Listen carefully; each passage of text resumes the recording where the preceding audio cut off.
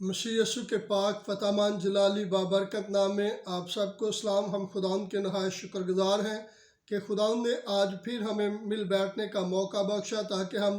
खुदावंद के ज़िंदा पाक कलाम में से सीखें। और कलाम अक़दस में से आज हम 7वां सलीबी कलमा पढ़ेंगे और कलाम अक़दस में से हम मुक़द्दस लूका रसूल की मार्फत लिखी गई अंजील और उसका 23 बाब और उसकी 46 आयत को कलाम अक़दस में से तिलावत करेंगे। कलाम अक़दस में मरकूम है, फिर यीशु ने बड़ी आवाज़ से चिल्ला कर कहा, ऐ बाप, मैं अपनी रूह तेरे हाथों में सौंपता हूँ। और ये कहकर दम दे दिया। खुदावंद के मुक़द्दस पाक कलाम पढ़े जाने और सुने जाने पर खुदावंद की बरकत हो।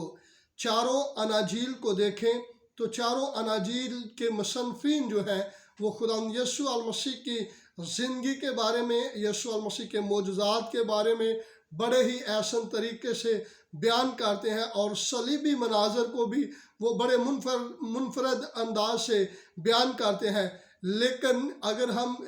चारों अनाजील के मुसन्निफ़ीन को थोड़ा सा अतराव चढ़ाव का शिकार देखते हैं तो वो अपने अपने एंगल से, जैसे रूह कुद्दस ने उन्हें हदायत की थी, उस तरह वो बयान करते हैं। लेकिन इन चारों को हम गौर से देखें तो हमें नज़र आएगा कि चारों का नज़रिया जो है, चारों का जो बयान करने का अंदाज जो है वो सिर्फ एक ही है कि यीशु मसीह हम सब के गुनाहों के लिए मर गए, दफन हुए और तीसरे दिन मुर्दों में से जी उठे। हम बाइबल मुक़द्दस में से पढ़ते हैं जब यीशु मसीह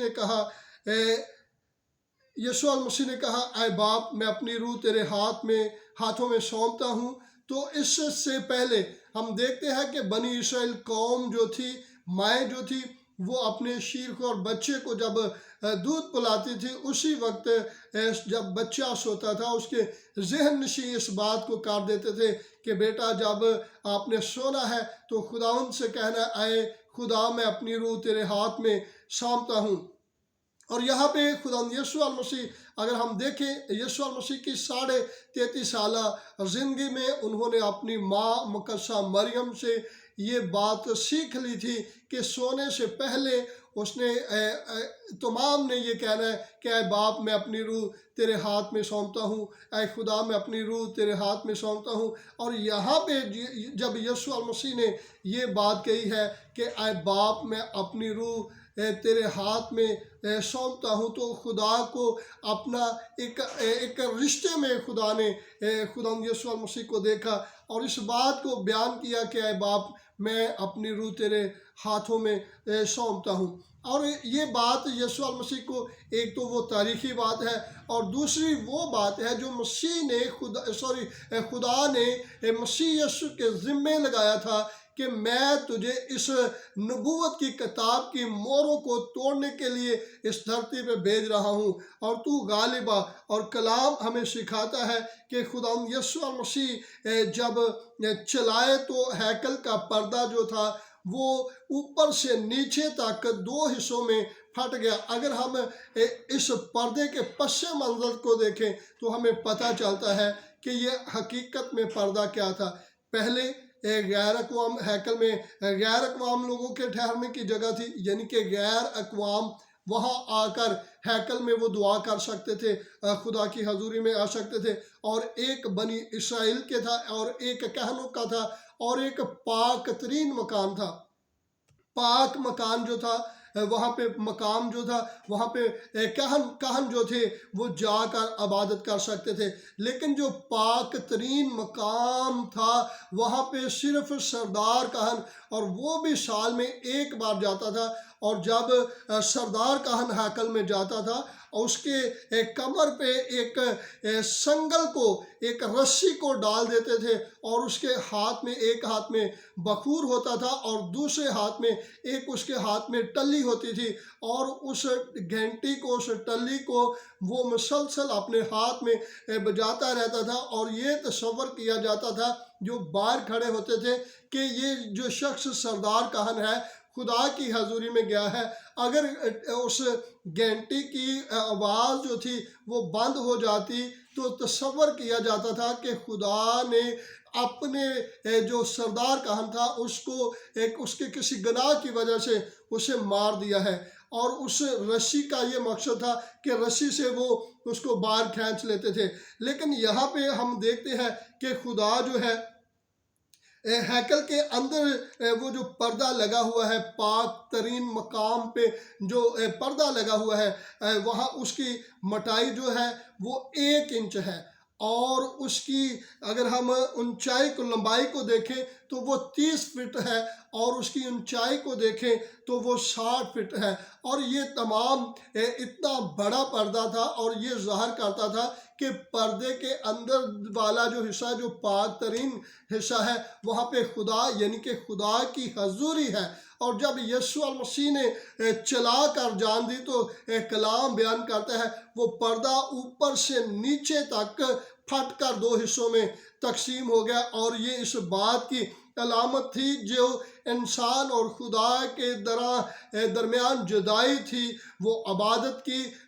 وہ تمام ریاضت کی، اور وہ ملاقات کی، وہ خدا نے مسیح یسوع کے مار کھانے سے، مسیح یسوع کے صلیب اٹھانے سے، اور مسیح یسوع کے دنیا کے کفارے کی صورت میں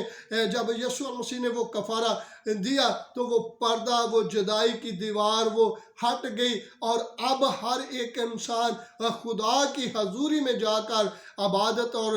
کر سکتا تھا۔ اور کلام ہمیں سکھاتا ہے جب یسوع المسیح نے جان دی تو زمین لرزی اور چٹانیں تڑک گئیں، اور یہ کوئی زلزلہ نہیں تھا، یہ کوئی ایسی صورتحال نہیں تھی، بلکہ وہ غضب تھا جو ظاہر کرتا ہے۔ پہلے تو ہمیں بائبل مقدس سکھاتی ہے کہ 12 بجے سے لے کر 3 بجے تک ملک میں اندھیرا چھایا ہوا ہے، اور اس تاریخی کے وقت کبھی بھی یہ تصور بھی نہیں کوئی بھی شخص کر سکتا، کیونکہ سزا اس وقت جو دی جاتی تھی وہ لوگوں کو موسٹلی صلیب پہ چڑھایا جاتا تھا، اور یہ گلگتہ یا کھوپڑی کی جگہ جو ہے یہ اونچی پہاڑی تھی، چوراہے کے قریب تھی، اور یہ ثابت کرتی تھی کہ آنے جانے والے لوگ دیکھیں کہ صلیب پر لٹکے ہوئے جو لوگ ہیں یہ لعنتی ہے، انہوں نے کوئی شر پسندی یا کوئی ایسا کام کیا جس کی وجہ سے انہیں یہ سزا دی گئی ہے۔ اور خدا یسوع المسیح کو بھی اسی زمرے میں دیا گیا، کیونکہ کلام بیان کرتا ہے کہ وہ بدکاروں میں شمار کیا گیا۔ اور جب خداوند یسوع المسیح نے جان دی تو وہ زمین جو لرزی اور چٹانیں تڑکی، یہ خدا کے غم و غصے کو ظاہر کرتی ہے۔ اور پھر کلام ہمیں سکھاتا ہے قبریں کھل گئیں۔ اب قبریں کھلنے کا جو راز ہے، قبریں کھل گئی، اور بہت سے جسم ان مقدسوں کے جو سو گئے تھے وہ جی اٹھے۔ اور یہ بات اس بات کی علامت ہے کہ یسوع المسیح موت اور قبر پہ جو فتح پانے والے ہیں، یسوع المسیح کے مرنے سے وہ قبریں بھی کھل گئیں۔ اور جو پاس صوبے دار تھا، اب غور طلب بات ہے، صلیب کا آرڈر دینے والا کون ہے؟ پیلاطوس ہے، اور آرڈر پر عمل درآمد کروانے والا کون ہے؟ وہ صوبے دار ہے۔ اور صوبے دار جو ہے وہ شروع سے لے کر وہ صبح 9 بجے سے لے کر وہ شام 3 بجے تک وہ یسوع کے تمام ان صلیبی کلمات کو اور اس اندھیرے کو اور تمام ان حالات کو بخوبی دیکھ رہا تھا، اور اس کے اندر سے یہ بات نکلی جب اس نے مسیح یسوع کو دیکھا کہ کیسے وہ لوگوں کے لیے کہہ رہے ہیں کہ اے باپ انہیں معاف کر کیونکہ یہ نہیں جانتے کہ کیا کرتے ہیں، تو اس نے کہا بے شک یہ شخص خدا کا بیٹا ہے۔ ہاللویہ۔ اور جب یسوع المسیح کے بارے میں اس نے یہ کہا تو اس کا مطلب ہے اس نے اپنی زندگی کا اقرار کر دیا، اس نے اپنے آپ کے یسوع المسیح کو تسلیم کر لیا کہ یہ خدا کا بیٹا ہے، یہ مسیح یسوع جو ہے یہ کوئی عام شخص نہیں ہے۔ اور صوبے دار نے یہ ثابت کر دیا اور کہہ دیا۔ اور کلام پھر ہمیں سکھاتا ہے خدا یسوع المسیح نے جو خدا نے اس کے ذمے کام لگایا تھا بنی نوع انسان کے کفارے کا، کہ تیرے مار کھانے سے، تیرے خون بہانے سے بنی نوع انسان شفا پائے گا، کیونکہ یسوع المسیح نے مینڈوں، بکروں، بچھروں کا خون نہیں بلکہ اپنا ہی خون لے کر پاک ترین مکان میں داخل ہو گئے۔ ہاللویہ۔ اور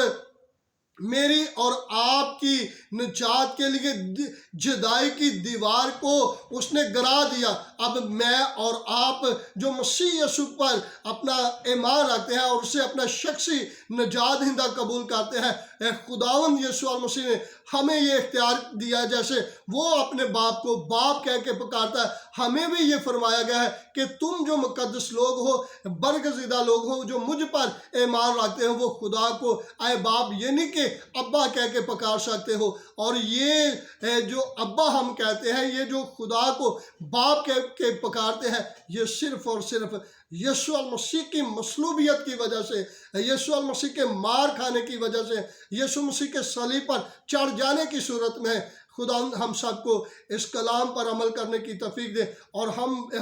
ہم جانتے رہیں کہ مسیح ہمارے لیے مصلوب ہوئے۔ خدا اس کلام کے وسیلہ سے آپ سب کو برکت دے۔ God bless you.